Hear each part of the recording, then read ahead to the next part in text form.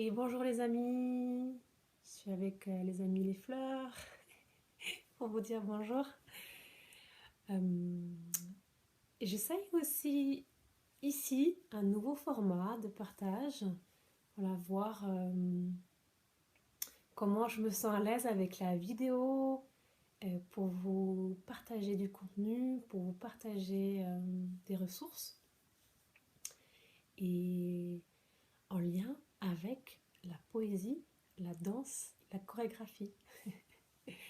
Mais pas que. Si bien sûr, vous savez que tout mon art réside dans une alliance entre les qualités en fait développées à travers la poésie, la danse, la chorégraphie, à savoir donc le mouvement, et puis aussi comment ça navigue avec la vie au quotidien et comment la vie au quotidien vient inspirer euh, mon, mon travail d'artiste.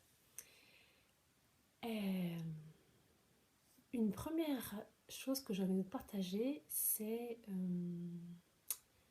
la grande joie que j'ai eue à découvrir cet aspect du jeûne, de la diète, qui m'est un peu tombé dessus, il faut le dire. Je l'avais dans la tête depuis un certain temps, je voulais le faire comme peut-être quelque chose que mon corps sentait, mais il y avait aussi tous les blocages, les conditionnements mentaux qui étaient présents.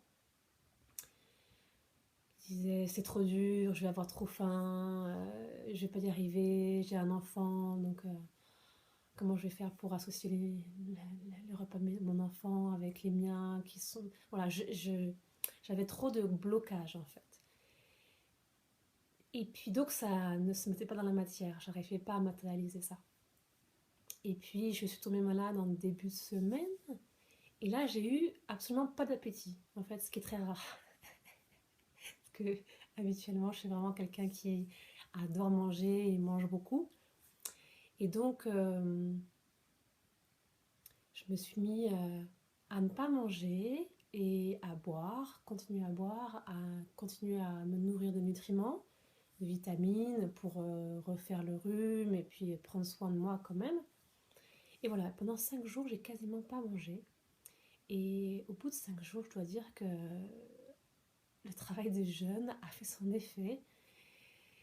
J'ai une meilleure clarté d'esprit, là j'ai un meilleur alignement, je sens, et donc je suis épatée, émerveillée, époustouflée de ok, donc c'est vrai, alors le travail du corps influe sur l'esprit.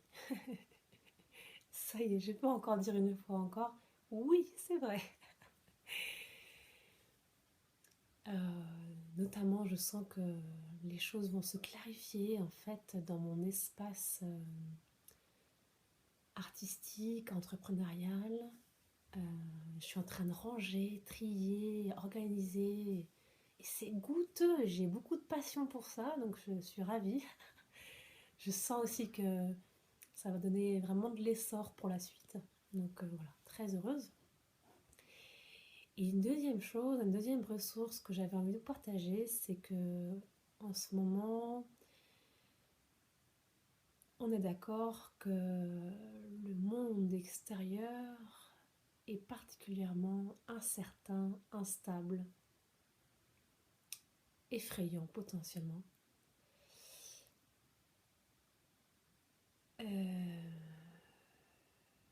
Voilà, il y a plein d'émotions qui peuvent être associées à un grand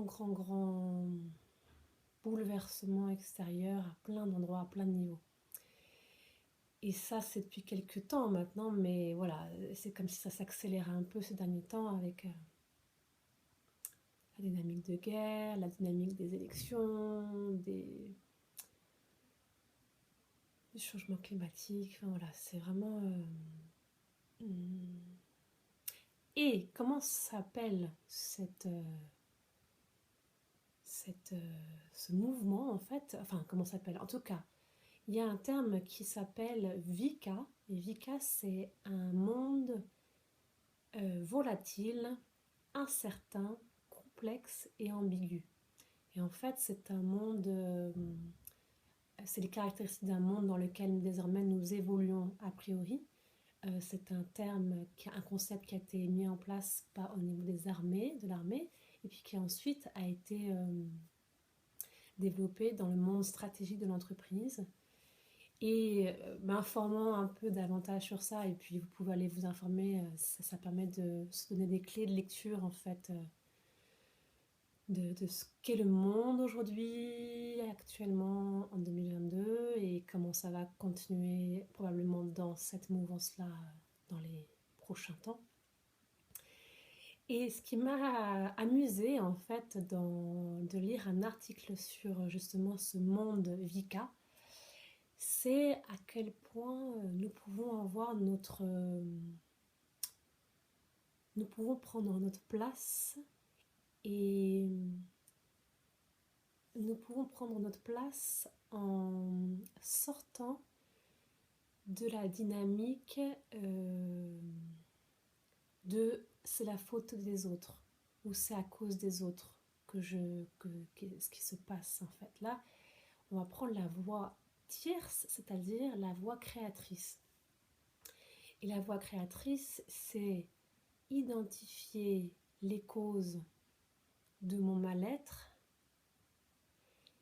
et créer moi-même en fait une réalité, ma réalité, celle que j'ai envie de voir émerger pour plus en fait reposer mes pensées, mes actes et mes croyances et mon quotidien sur les autres. Bien sûr, on va toujours être en interaction avec les autres, mais on ne va plus se reposer sur les autres pour nourrir soit la rébellion et l'acte de s'informer tout le temps à l'extérieur, d'être toujours un peu ouvert sur l'extérieur. Et aussi, on va pas non plus être dans la peur qui va être le repli complètement et justement en rejetant l'autre. Donc ça va vraiment être la voie tierce, la voie créatrice. Et pour la voie créatrice, ça m'a amusé de lire dans un article qu'il y avait cette fameuse mention que en fait on pouvait devenir et on pouvait mobiliser les qualités de poète, de danseur et de chorégraphe. Alors rapidement, poète, ça va être de pouvoir accueillir les émotions. Et puis peut-être en écrire quelque chose, en dessiner quelque chose, en danser quelque chose. Voilà, ça c'est la part poétique en fait. C'est-à-dire je sublime une émotion, quelque chose qui est là, que j'accueille. La deuxième chose, c'est danseur. Et bien, danseur, c'est les qualités de pouvoir, sentir son corps.